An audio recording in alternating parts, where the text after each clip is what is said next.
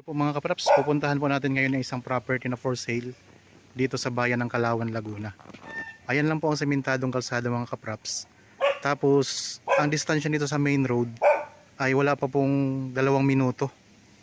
Napakalapit ng mga kapraps. Pasok na po dito ang sasakyan.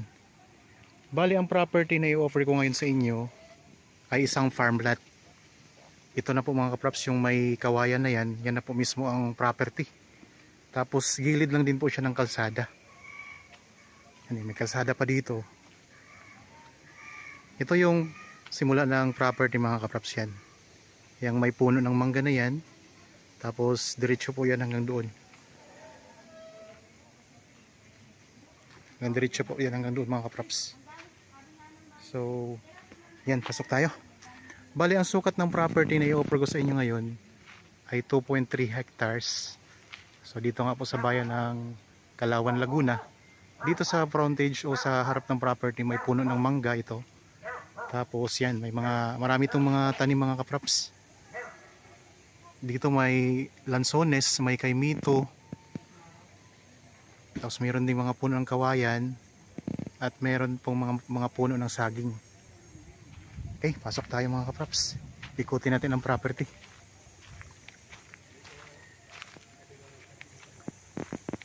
Yan, ito yung mga tanim niya. Patag na patag din ang lupa. Anong sakop nito? Sapa?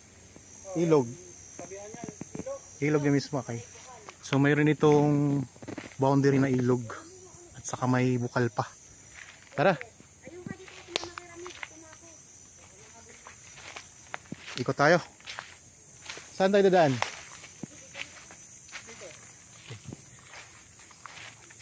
Yan, may mga puno ng kaimito, malaking kaimito. Tapos mga rambutan, may mga kakao.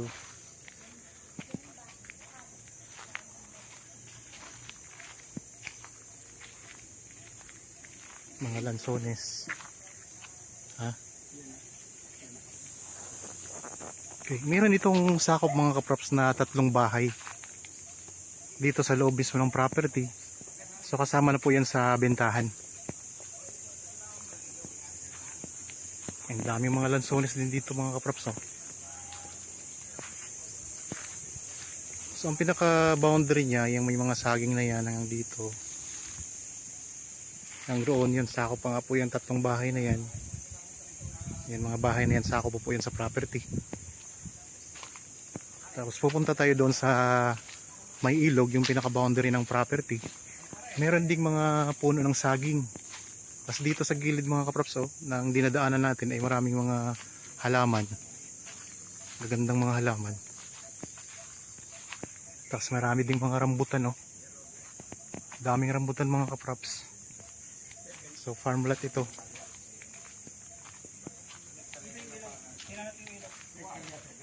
Puntahan natin ang ilog. So 2.3 hectares ito mga kapraps.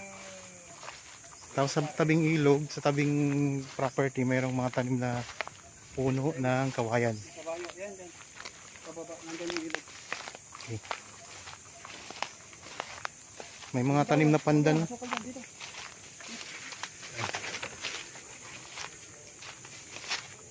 Meron ding mga puno ng avocado at may langka. May mga langka. Mga puno ng niyog. So, maraming mga prutas mga kapraps. Ito yung mga puno ng langka, puno ng langka. Tapos may kawayan dito sa gilid ng ilog. Ito na yung ilog. Yun. Pinaka boundary na ito ng property, no? Ilog. Oh, ilog. Gilid lang to, nandoon pa, mahaba pa yung ano. Pero boundary na to. Oh, boundary na. Yung kabila hindi na yan. Yeah. Okay. So ito na yung pinaka boundary mga kapraps ng property. Ilog. So mahaba ang ano nito, ang pinaka naka-front sa ilog. Kasi 2.3 hectares ito. May bukal pa ito. Saan banda yun? Doon. So pupuntahan din natin. Tapos dugtong natin yung bukal. Okay, puntahan natin yung ano. Meron pa pala itong sakop na bukal. Ang bukal sakop mismo ng property. Ayun. So mga kaprops, mayroon tayong titingnan ding bukal. Sakop na mismo ng property yun. May mga puno din ng mahogany pala dito. Yan. May mga puno ng mahogany mga kapraps. Mahal po yung mahogany. Ang standard na sukat niyan ay nasa 10,000 daw. 8 hanggang 10,000. Tapos pupuntahan natin yung bukal. May mga santol din pala na tanim. Yan yung mga sakop na bahay. Pwede kayo dito mag-alaga ng iba't ibang alagang hayop. May alagang kabayo.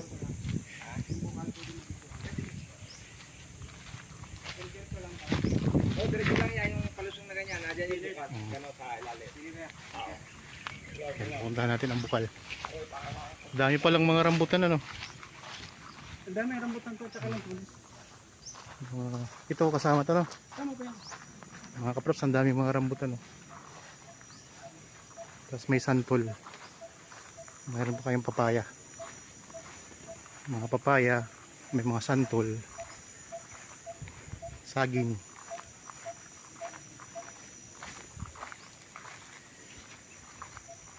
So sa mga interested po sa property, pwede kayong tumawag, mag-text o kaya mag-chat sa contact details na nandyan lang po sa inyong mga screen. Viber, cellphone number, Facebook Messenger, at saka mga cellphone number. Ayan, ang mga rambutan, ang ganda.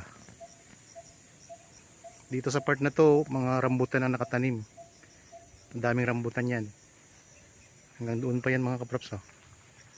So dito naman yung santol, tapos may mga papaya silang tinanim dito. Lalaki ng bunga oh. Ayan oh. Laki ng bunga ng papaya. Laki nito itong isa. Tara, diretso tayo doon sa bukal.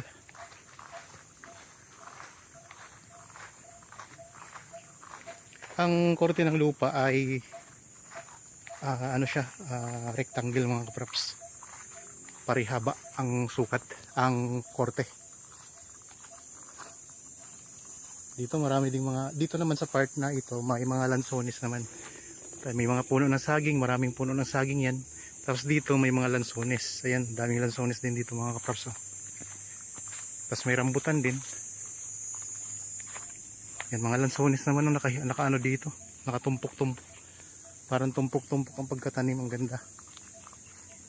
Sa kagandahan nga po mga kaprops, tabi kayo ng ilog. Kasi marami tayong mga viewers o kaya mga buyer na naghahanap ng property na katabi mismo ng ilog. Tapos ito may mga kawayan kayo na pwede nyo gamitin para kung sakaling magtayo kayo ng kubo, wala na kayong problema sa kawayan. So ang gagawa na lang babayaran nyo yung mga kawayan, dami.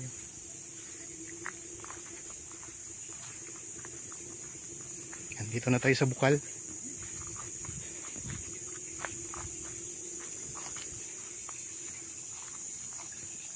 Ay, sobrang lamig. Subukan. Starring ka dito. Ha? Starring ka dito.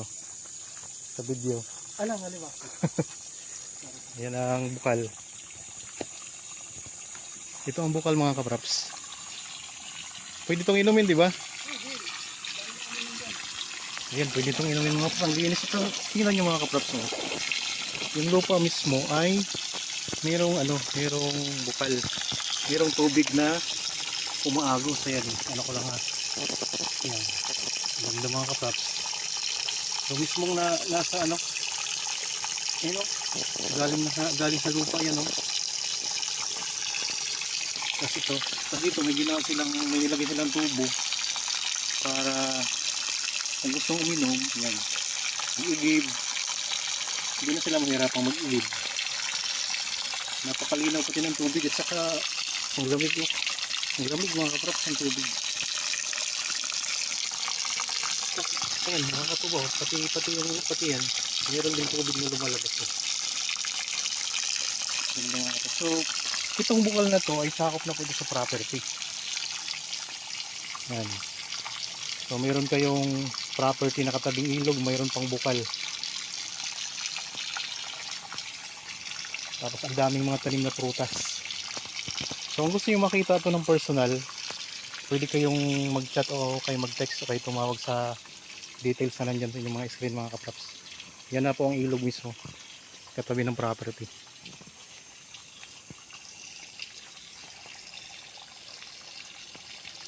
Ganda no, may bukal na ano. Sige pa natin din to. Tapos ang ganda ng tubig nandun mismo sa lupa lumalabas. Hindi mo malaman kung saan nanggagaling. Ba't Kaya lalim ng lupa? ganda mga kapaps dito. Yan dito sa ano, yan yung bukal. So dito ayan ang mga lansones sa taas. Ayan oh. Mga lansones mga kapaps. Raakit tayo ulit dito. Kunting ano lang, slope lang. Nasa ilog na tayo. Diretso pa yan doon? Diretso pa tayo doon mga Malakas po kasi 2.3 hectares.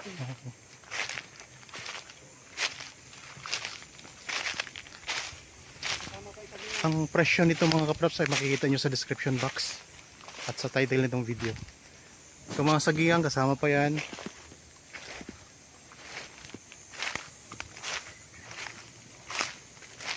Ayos na ayos mga kapraps.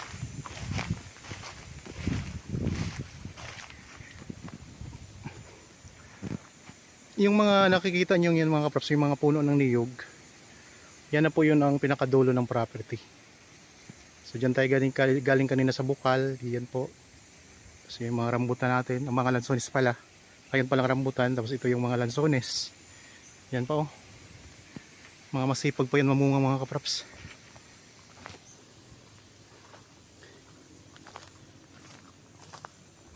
So mayroon po akong Facebook page, like po mga kapraps sa mga video doon at saka follow naman po para madagdagan ng followers ko. Kasi nagpo-post din kami doon ng mga property. Yung mga short videos lang po mga kapraps para mabilis agad namin maipost. So ayun, balik na ulit tayo dito sa hindi na natin kanina na mga rambutan So ulitin ko lang mga kapraps, ang property na ito ay 2.3 hectares. Titulado, may sako po na 3 bahay, katabi ng ilog, package na to. Meron pang bukal sa loob mismo ng property. Tapos ang mga tanim, ang dami. Ayan, ito yung puno ng santol. Santol, langka, mangga, abukado, rambutan, mga lansones, saging. Tapos may mga kawayan sa gilid. Nandito sa gilid may mga kawayan sa gilid ng ilog. Meron na ditong linya ng kuryente at saka tubig. Patag na patag po ang lupa. So ang gandang property mga kapraps.